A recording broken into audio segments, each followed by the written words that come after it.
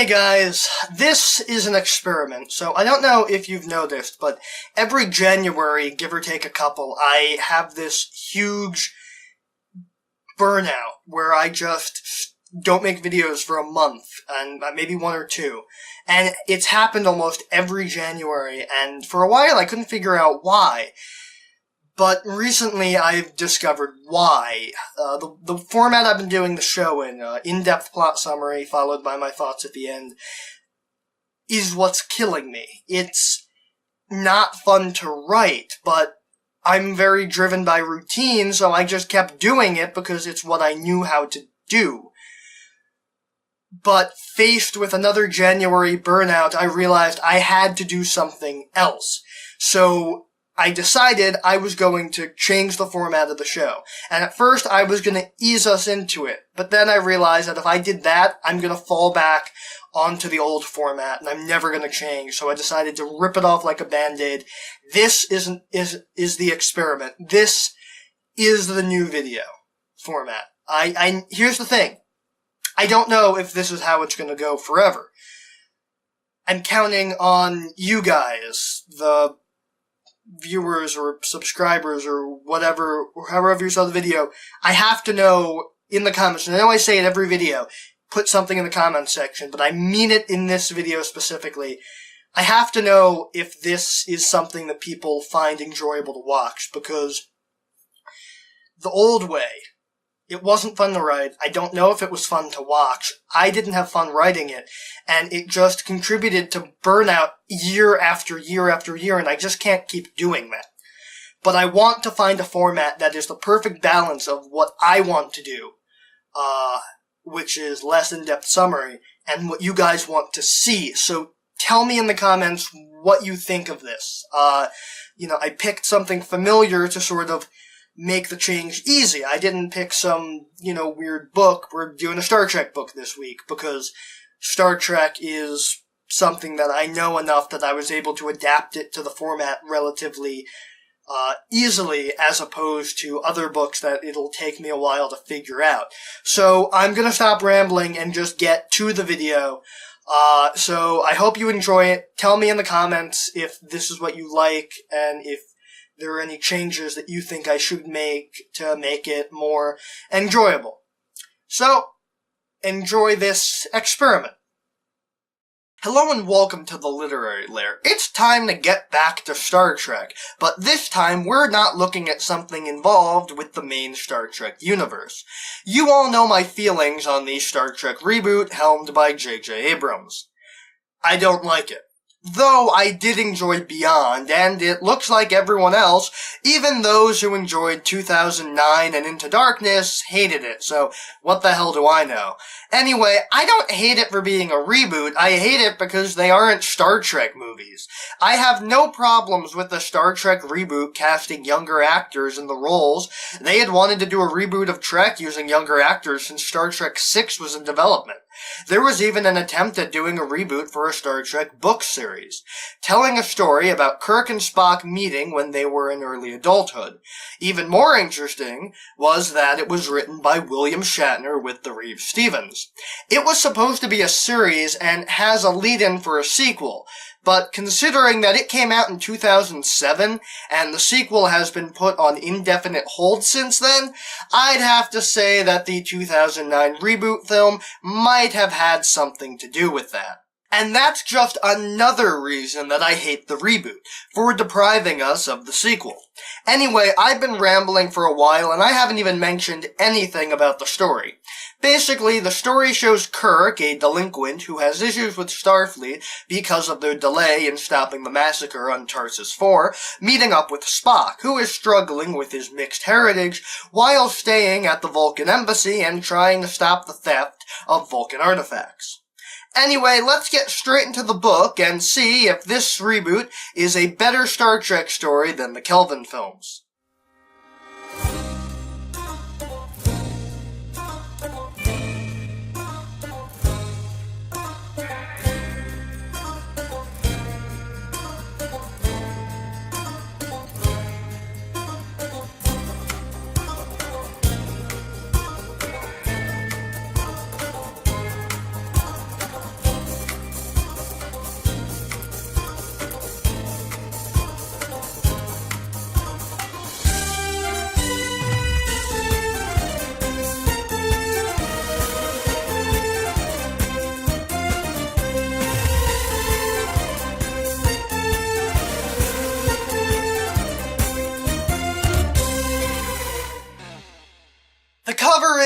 a little bland. It's just Kirk in silhouette standing on the Golden Gate Bridge looking out over San Francisco. It's not bad, it's just... Star Trek novels used to have such cool covers, like they looked like oil paintings, and now we get stuff like this, which is just... not as impressive. Anyway, let's get to the story. I could give a backstory about Star Trek, but none of it will be relevant aside from giving a backstory about the Tarsus 4 massacre, but the book does that on its own, so I'll mention it when it's relevant. Plus, I've done enough Trek books that you probably already know the story. The story starts with James T. Kirk, his older brother Sam, and Kirk's girlfriend Alyssa, an Academy recruit, stealing a Starfleet staff car using an override switch built by Kirk. But it's not because they're criminals. It's because Alyssa has been charged with stealing dilithium from a vault using her Starfleet credentials. But that's a crime that she did not commit. Once they escape the stockade, they'll meet up with Mr. T and become soldiers of fortune. They almost get away with it, but they're chased, and Sam kicks Kirk and Alyssa out to give them a chance, and takes the car away so that he can ditch it somewhere. Meanwhile, as this is going on, Spock is going to an Earth strip club to negotiate a deal for a Vulcan artifact, straight from the embassy, with a dancer named Dala. He gets what he needs and prepares to leave, but Kirk rushes in with Alyssa as they're still being chased by Starfleet security officers. Kirk sends Alyssa out and prepares to scapegoat someone in the club. He picks what he thinks will be an easy mark to palm the override switch to, which turns out to be Spock, and they both end up getting nabbed, since neither of them will tell the security officers anything about the override, since Kirk won't talk and Spock honestly knows nothing, and Vulcans don't lie. Admiral Mallory is informed about them being taken into custody since it could be related to the dilithium theft, and looks into the two of them as Sam takes the car to a chop shop run by Abel Griffin, who Sam owes a lot of money to, and he gives Sam an ultimatum. Give him his brother, since Kirk's skills are a particular interest to Griffin, or give him all the money, which he doesn't have. Neither option is particularly good for Sam. Kirk and Spock become familiar with each other while locked up together, as Sam returns to the apartment that he shares with Kirk. Alyssa calls and asks what happened to Kirk, but naturally Sam doesn't know, but he assumes that Kirk has it handled. And since it's Kirk we're talking about, he probably does. We're also introduced to Alyssa's roommate Z, who tells her that Kirk's antics could get her expelled from the Academy. Kirk and Spock are interrogated, and Mallory knows that it was Kirk who stole the car, but also thinks that there's some connection to the aforementioned theft, and so calls their parents, with Sarek making arrangements for Spock, and George Kirk coming all the way from Iowa to bail his son out. George drops by Sam's apartment to read him the riot act about how they should be back on the family farm and all, and we get the requisite, I gave you everything you ever wanted. No, you gave me everything you ever wanted, Dad, scene. Mallory talks with Kirk about his record and how he was interested in space and had the makings of a Starfleet officer until he was 14, after which he became the delinquent he is today. Mallory asks what happened 3 years ago, but Kirk won't tell him. The book lets us know, however, and it tells us about Kirk living through the Tarsus massacre under Governor Kodos, and how it went on for much longer than it should have, leading to a lot of deaths, including, as it mentions, the death of Hoshi Sato from Enterprise, which was an unused plot point from the Mirror Universe Enterprise two-parter, and left Kirk with what is most likely severe PTSD, and also left him angry at Starfleet for not stopping Kodos. See, there was a food shortage on Tarsus 4, and Kodos, not knowing that Starfleet was in the midst of sending aid, decided to go with eugenics and decided to kill the unnecessary members of the colony. Though Kirk did manage to save 3 children before Starfleet finally showed. Mallory lets Kirk know that he thinks that whoever saved those kids was a hero, as the records are sealed to prevent Kodos from retaliating against those who can identify him, and sets Kirk and Spock free with monitoring bracelets, giving Spock to the custody of the embassy and Kirk to the custody of his father. Following that, both Kirk and Spock attempt to get to the bottom of their respective conspiracies and remove their tracking bracelets, which, since they both remove them, gets them picked up again by Starfleet and given an ultimatum by Mallory. Join Starfleet as recruits or go to prison. Sarek manages to get Spock's sentence commuted to the Vulcan Science Academy, but Spock refuses. This is, of course, a ploy by Mallory, since he knows that they'll get to the bottom of the missing dilithium by working together, and they can do it a hell of a lot faster if they're given access to Starfleet facilities and materials. And so starts a tale of Kirk trying to clear Alyssa's name while also trying to overcome his past trauma, Spock trying to come to terms with his mixed heritage, and also figure out who is stealing counterfeit Vulcan artifacts, and Sam trying to pay back his debt and keep Jimmy out of Griffin's hands. Kirk and Spock end up working together, and they discover, using logic and sneaking around, that Griffin was behind the thefts and the artifact selling. We also learn that Griffin was one of Kodos' child soldiers on Tarsus 4, hence his interest in Kirk. They discover that Griffin is going to steal dilithium off the Enterprise, and they sneak onto it while it's in for repairs, disguised as midshipmen, there for seminars. They get in and end up meeting Finnegan, who in the regular timeline was a bully at the Academy who targeted Kirk. They try to scan for the signature to find Z as the one who got Alyssa's codes, and gave them to Griffin to use. She tries to stop them, but Griffin double-crosses her, and leaves her behind to take the blame when Kirk manages to stop them. With no other option, they give chase to Griffin by hijacking the Enterprise out of dry dock, which is surprisingly easier than it was for Kirk in Star Trek III, though that's of course because Mallory lets them, because he wants to see where they'll take it. They get a ragtag crew of Finnegan, 2 other cadets, and Z, and they head off to find Griffin. He goes to warp, and they can't follow, since the Enterprise's dilithium hadn't been reinstalled, since it was still undergoing repairs. They follow at full impulse, which for the non-Trek viewers is much slower than even the lowest warp setting, and end up finding him orbiting Neptune. They sneak up on Griffin and fire some warning shots, some of which hit Griffin, since they have an inexperienced weapons officer on the Enterprise. Griffin collides with them, sending them into a death spiral above Neptune, about to drop into the atmosphere. They have to disengage the 2 ships to do anything that can save them, so Spock beams Kirk over to Griffin's ship to take control of it. Kirk confronts Griffin, who isn't concerned about his ship crashing, since he was only at Neptune to rendezvous with Orion pirates. They start beaming cargo off of Griffin's ship, and Spock notices and starts beaming the cargo to the Enterprise.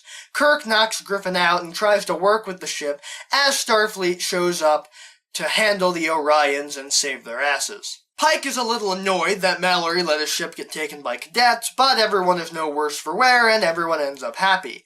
Well, almost everyone. Alyssa dumps Kirk for not having faith in the system, but Mallory offers Kirk and Spock actual non-compulsory admission into Starfleet, and they both accept. Kirk goes to share the good news with Sam, but he's left, and his parents don't answer his call, so Kirk is alone on the greatest day of his life. Later, he meets up with Spock on their first day at the Academy, and they go their separate ways, Kirk to command and Spock to science, as the novel ends, promising that they haven't parted ways forever. We'll be right back with more of the show.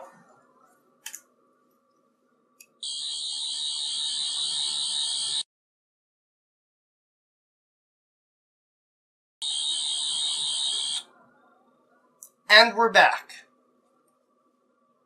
Naturally, since this is Star Trek, we have 2 amazing established characters right off the bat.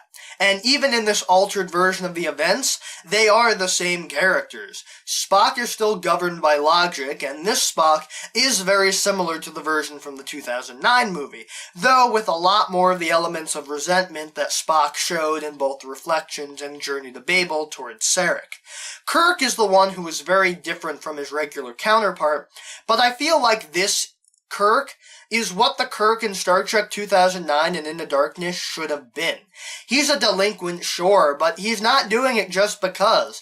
He does it out of necessity. He wouldn't have stolen a Starfleet vehicle if it hadn't been in the quest to save Alyssa's Starfleet career.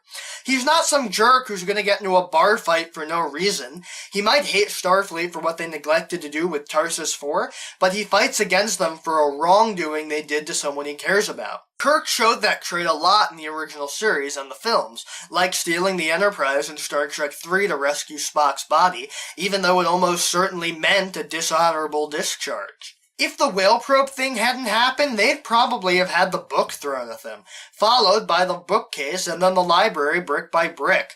He risked his entire Starfleet career for a friend, not to mention all the times he just plain risked his life in TOS, like chasing McCoy through time or piloting the Constellation into the Doomsday Machine.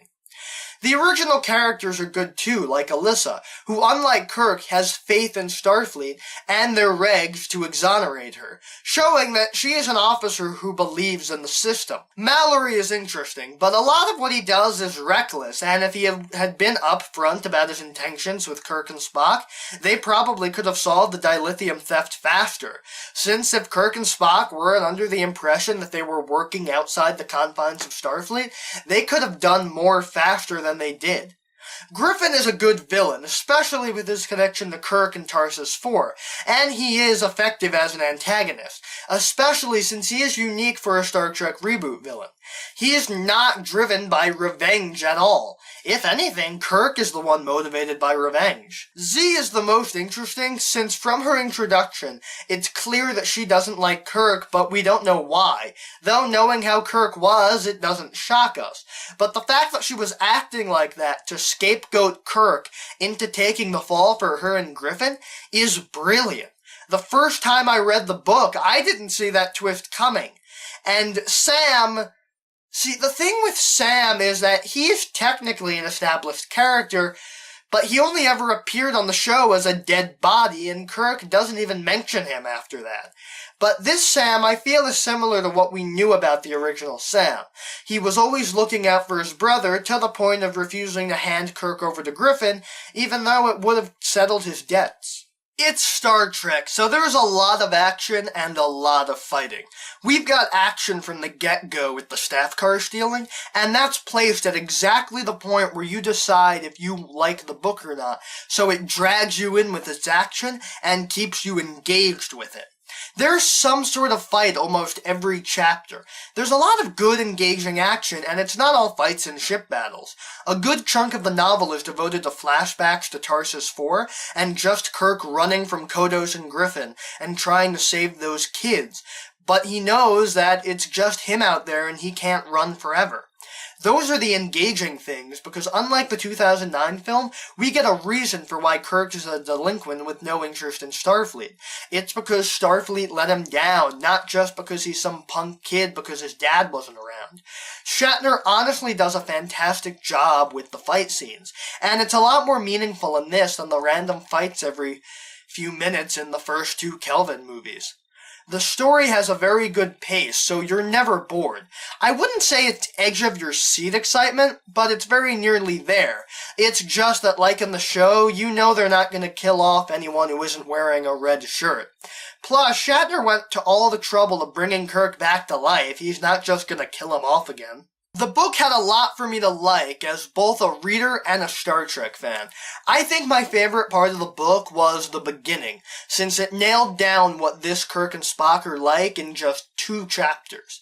We see both of them, their missions, and what they're willing to do to complete them. It's a lot like the second Star Trek original series pilot in that regard. I also like that Kirk didn't get the girl, because it sort of sets up Kirk as the man who meets a lot of women but doesn't settle down, since he has a different destiny. I also like that this Spock is a lot more willing to get in touch with his human heritage, as that's one of his reasons for remaining in Starfleet. It took the original Spock a very long time and a lot of exposure to Kirk to finally find his balance. I also liked Shatner's style of writing, which is very similar to his style in The Ashes of Eden, although this book is a lot more serious in its tone, much like Avenger, the third Shatnerverse novel, was. We'll be getting back to that series soon.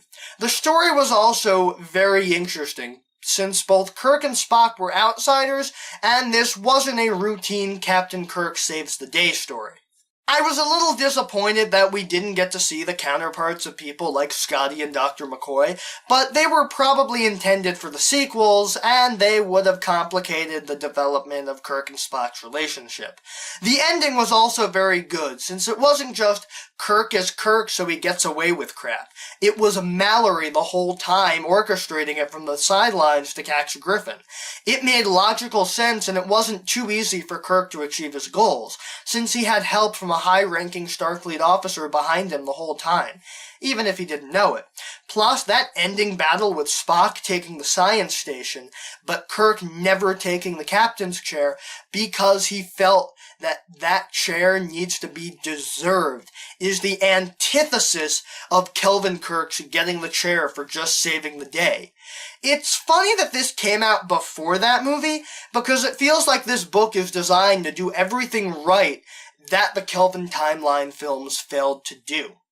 I wholeheartedly recommend Collision Course. It's not only a great book, it's a great Star Trek book, but the reboot makes it so that you don't need to be a Star Trek fan to like it. You don't have to know anything about Star Trek to enjoy it. Sure, Shatner put in a bunch of callbacks, but they're just cheeky references to the main show. Like Tarsus 4. A regular Trek fan knows what happened, but a non-Trekkie wouldn't. But the book explains it so they don't have to do any homework to enjoy the book. Overall, it's a fantastic book that takes the universe of Star Trek and uses it to its potential, but doesn't turn it into some stock action movie with tons of explosions. And I think that's what it comes down to. The fact that William Shatner respects the source material. Star Trek is what made him a household name, and it's why his Star Trek books, while not canon, are still enjoyable. They feel like Star Trek, and that's what matters in my book. I'm so angry that this doesn't have a sequel, because seeing this Kirk at the Academy is a story that I'd still really like to see. And I still want to know what happened to Sam, since he disappeared near the end of the novel, and we don't know where he got off to. Honestly, if you aren't a Star Trek fan or just know it from the Kelvin Timeline movies, give this a shot. It's very different from the original shows and movies. And if you're a Star Trek fan, you'll probably really like this book. It's not canon, but it is an interesting take on the first meeting of James T. Kirk and Mr. Spock. Anyway, that's all the time we have for today. If you'd like to see more of the Literary Lair, you can hit that subscribe button. And if you have any comments or complaints about the video, you can put those in the comment section below. And if you enjoyed this video, show it to your friends and share it around the internet. And maybe consider supporting the show on Patreon. See you next time.